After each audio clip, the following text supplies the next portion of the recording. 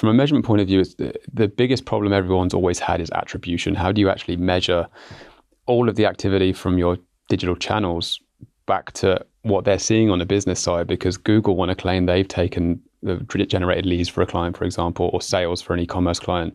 But Meta are trying to do the same thing. And then all of a sudden you've got duplication and nothing makes sense when you're trying to tell the story.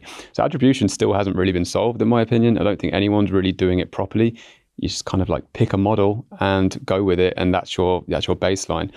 But from the other side of this is less around the metrics themselves and more around media effectiveness and what is happening to the bigger picture. So if we're running a lot of PR or we're doing a broad awareness paid social campaign, what is that doing to the search demand for the brand, and how is that growing, and how is it all interacting with each other? I think that's the story that we want to be able to tell to clients is, here's what you're doing with your activity, here's how it's influencing each other, and then here's how it's directly affecting your business. And you can measure all of it at different stages, but just sometimes stepping back and looking at the bigger picture is important too. I'll jump in there to take on exactly what James said. You know, you might look back 10 or 15 years ago and it was a very simple job around what I mentioned a minute ago, X pieces of coverage. We're looking at AVE, we're looking at pure value, you know, and that sort of stuff is a little bit out of date now.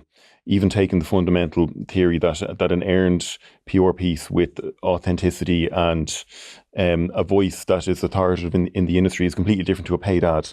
So to put an ad value on a PR piece is rightly considered maybe something that belongs in a different era. But it comes back to this full service campaign piece and the different job to be done depending on which brand you're dealing with. What is their internal KPIs? What is the job that they want to do?